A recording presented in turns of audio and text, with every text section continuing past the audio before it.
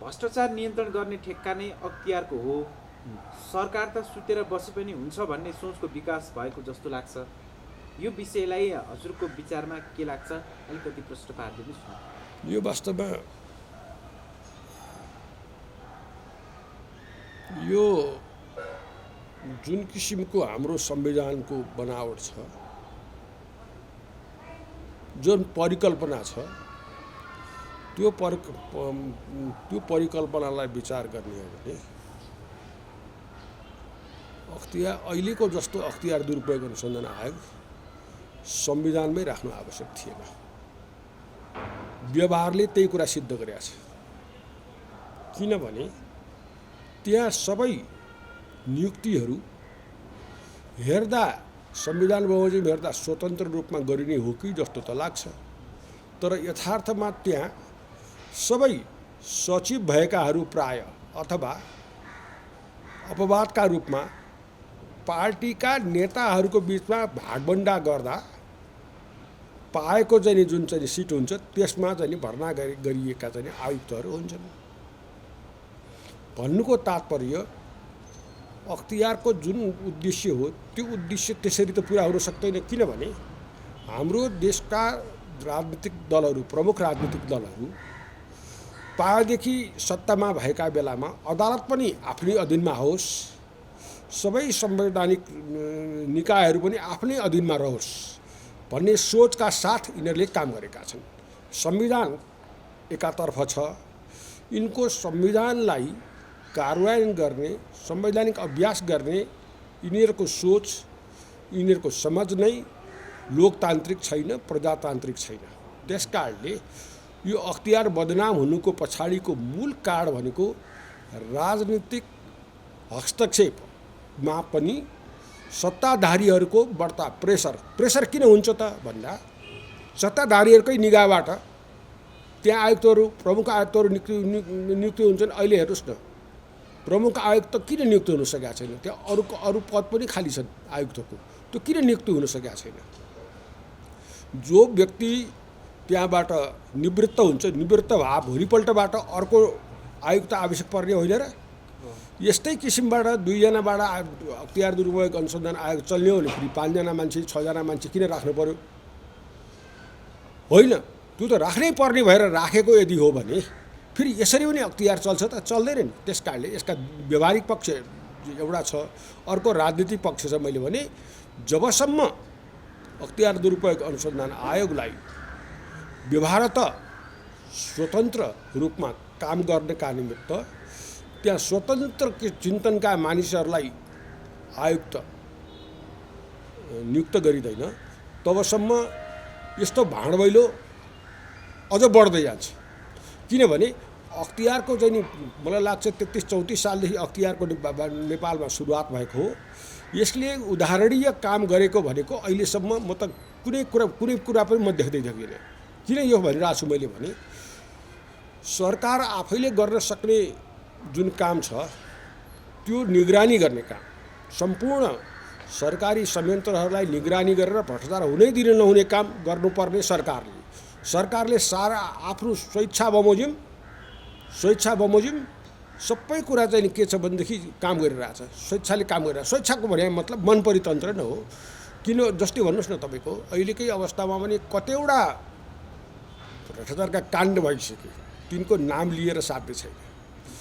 त्यस्ता काण्डहरूलाई स्वयं प्रधानमन्त्रीले नै ढाकछोप गरिदिने गरेको छ। अब जब प्रधानमन्त्रीले नै त्यो ढाकछोप गर्छ भने राजनीतिक प्रभावमा परेको अख्तियारले तिनीहरूलाई कारवाही गर्न कसरी सक्छ? अब यो पत्रपत्रिका लेखिरहेको हुन्छ, नागरिक समाजले भनिरहेको हुन्छ, साराले त यो काण्ड भन्छ, तर के छ भने अख्तियारले काम गर्न सक्दैन। किनभने त्यहाँ नियुक्त भएका पदाधिकारीहरू संविधान र कानुनप्रति वफादार छँदै छैनन्। तिनीहरू सत्तासित वफादार छन्। सत्ता भने प्रतिपक्षको होला, सत्तापक्षको होला।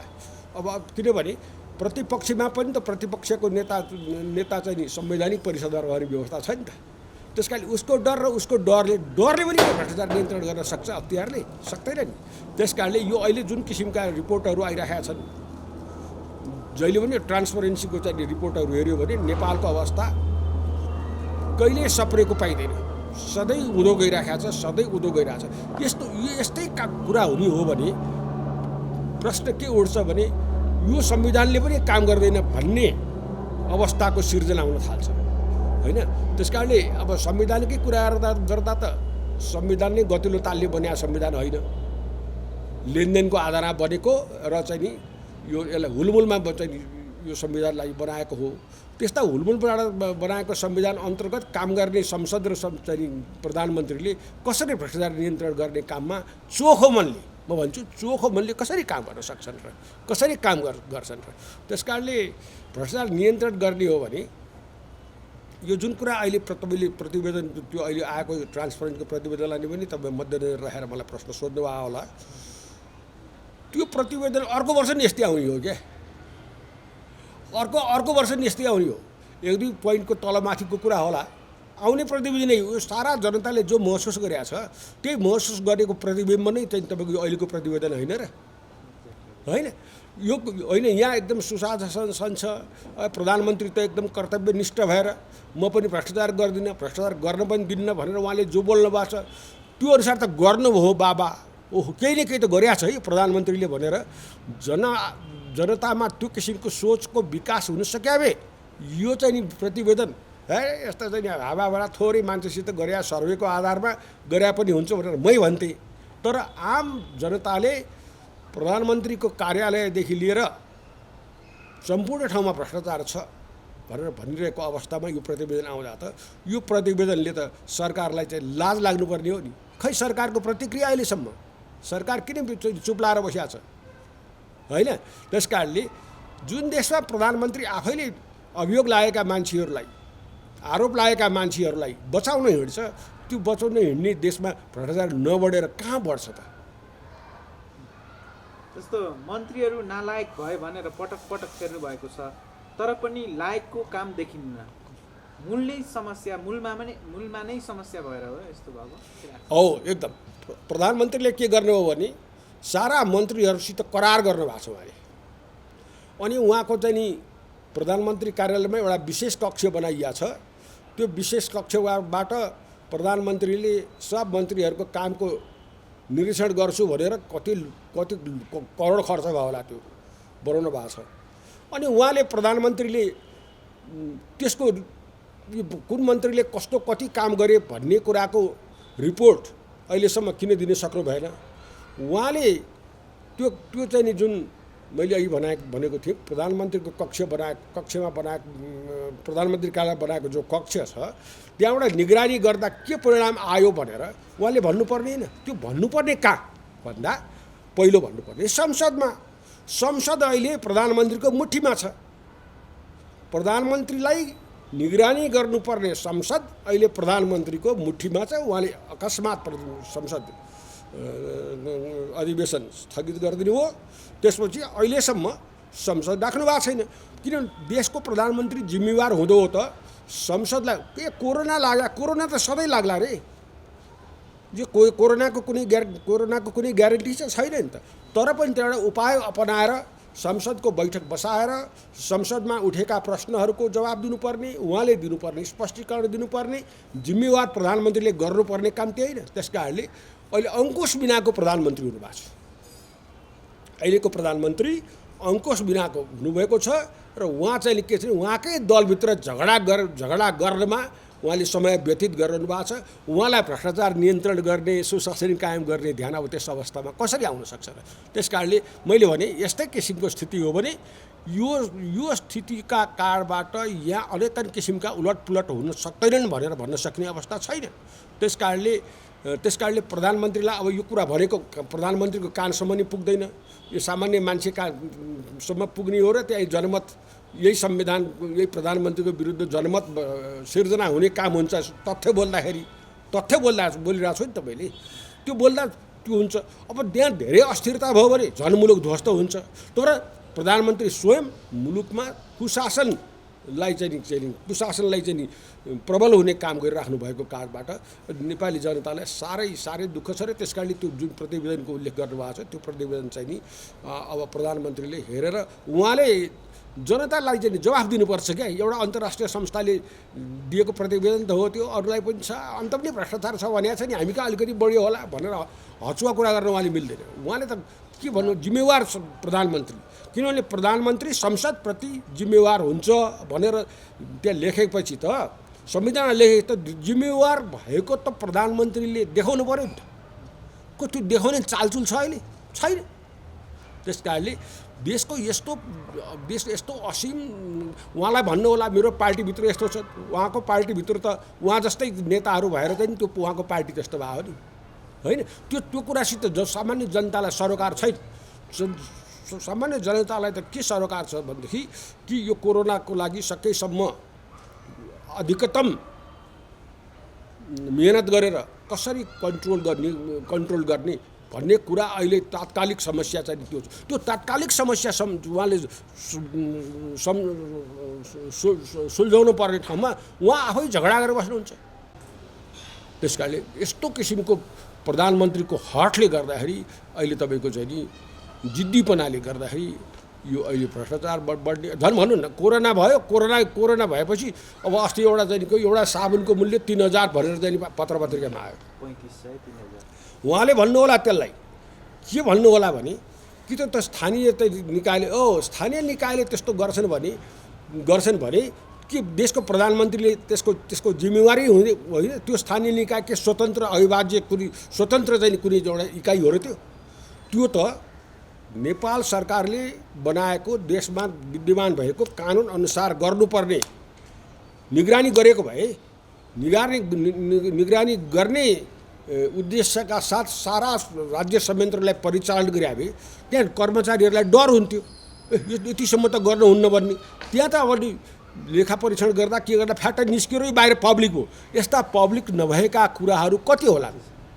यसले गर्दाखेरि मुख्य कुरा सिंहदरबारमा बस्ने प्रधानमन्त्री निवासमा बस्नुहुन्छ, आफ्नो कार्यालय जान सक्नुहुन्न। हेर्नुहोस्, कार्यालय भने त कार्यालय हो नि, के भन्नु पर्यो? उहाँले यसो गरे हुन्छ नि, प्रधानमन्त्रीको चाहिँ मन्त्री परिषद तथा प्रधानमन्त्रीको कार्यालय नै बालुवाटारमा आफ्नो निवासमा सारी मैले भन्नु मिल्दैन? त्यसो पनि त गर्न मिल्ला नि, अनेकन कुरा गर्ने ठाउँमा।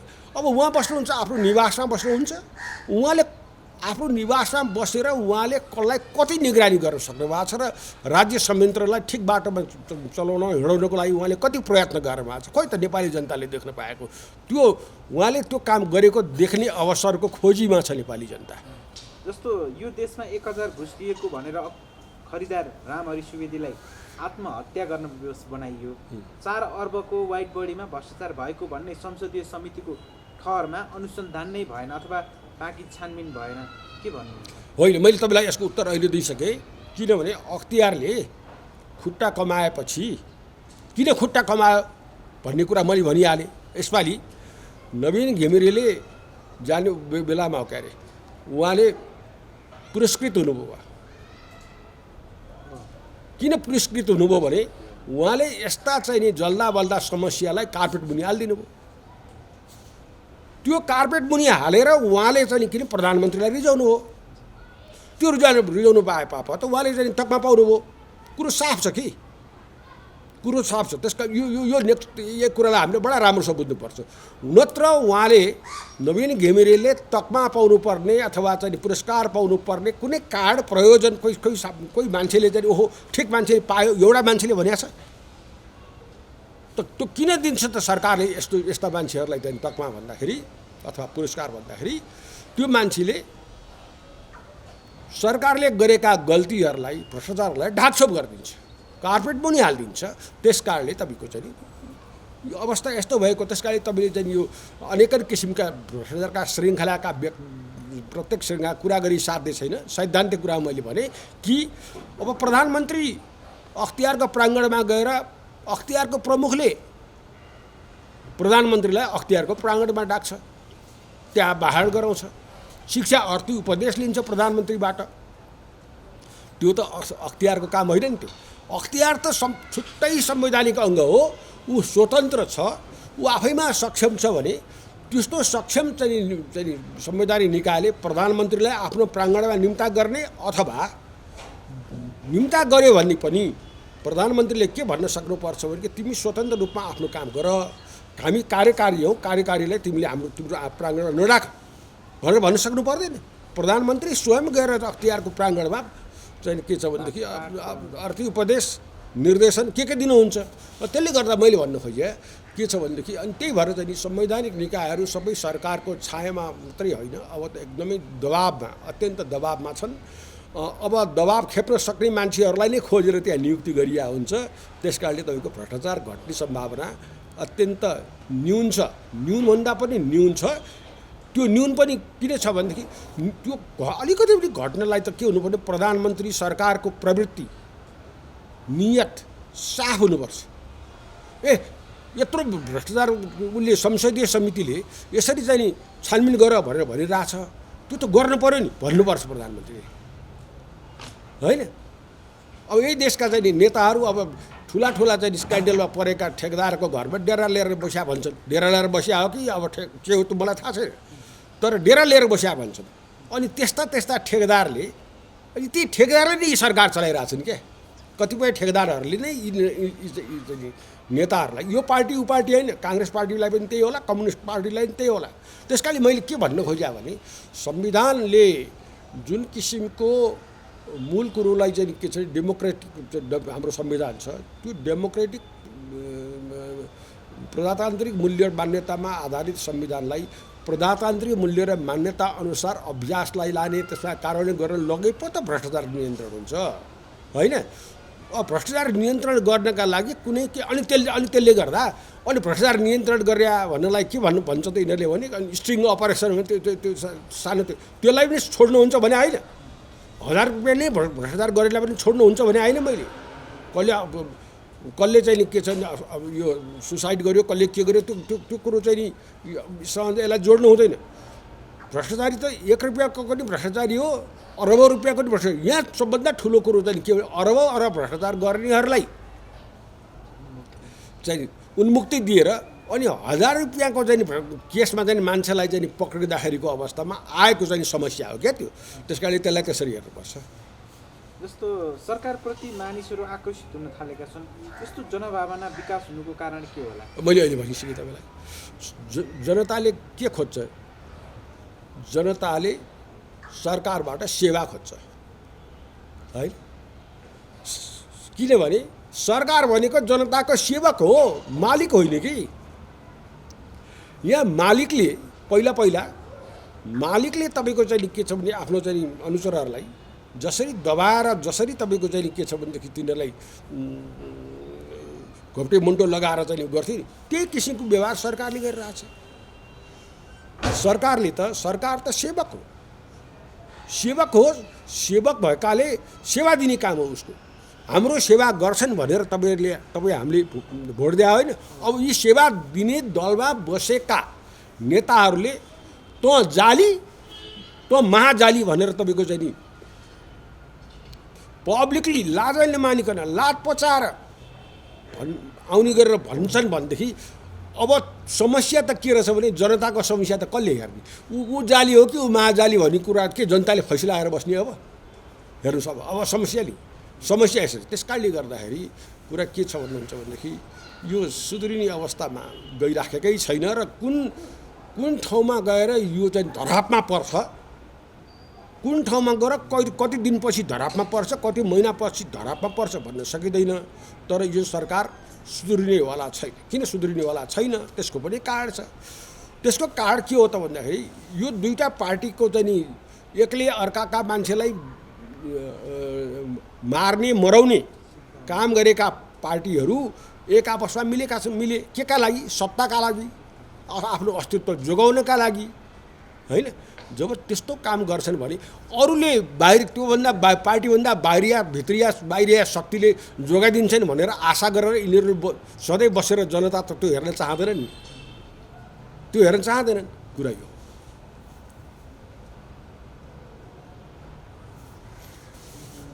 रेल तेल पानी जहाजको सपना भन्दा धारामा पानी आए हुन्थ्यो भन्ने जनचाहना छ। सरकारले चाहिँ नेपाल अन्तरिक्ष युगमा प्रवेश गरेको बताउने गरेको छ, के भन्नु? होइन, यही भयो। कसैलाई पनि आफूले गरेर देखाउनु, बोलेर नसुनाउनु क्या। सपना त तपाईँको सपना त एकछिनमै बिलिनु हुन्छ। देखाएका सपना भनेको त्यो कति बेर टिक्छ र? 1 मिनटमा कति ठुला दृश्यहरू देखिसकेका हुन्छ सपनामा। सपना देखाउने काम सरकारले गर्ने नै होइन, पार्टीले गर्ने नै होइन। जुन काम गर्न सकिन्छ, जुन काम आफ्नो क्षमतालाई भ्याउँछ, अथवा कसैले बनाइदिन्छ है हामीलाई त यो सरकारले यो काम गरिदिन्छु भनेको छ भनेर उसको टाउकोमा हाल्नु पऱ्यो। अर्काले भन्नु चुनावको टाइममा रेल र चाहिँ के को पानी जहाजको के कुरा गरे होइन। कसको आफ्नो बल थियो, आफ्नो शक्ति थियो त त्यो। आफ्नो शक्तिमा चाहिँ तपाईँको अहिले कोरोनाको औषधि किनेर चाहिँ तपाईँको जनतालाई दिन सक्ने अवस्थामा फन्ड खडा गर्नु परिरहेको छ। त्यहाँ कतिलाई आह्वान गर्नु पर्ने त्यो खडा गर्नलाई होइन। अब चाहिँ अस्पतालमा चाहिँ तपाईँको उचित ट्रिटमेन्ट नपाएर बिरामीहरू कति मरिराखेका छन्। त्यस कारणले अब भनौँ त्यो सपना देखाउने कि जनतालाई आफूले गर्न सक्ने प्रयास स्वरूप जनतालाई शिक्षा निःशुल्क, स्वास्थ्य निःशुल्क होइन।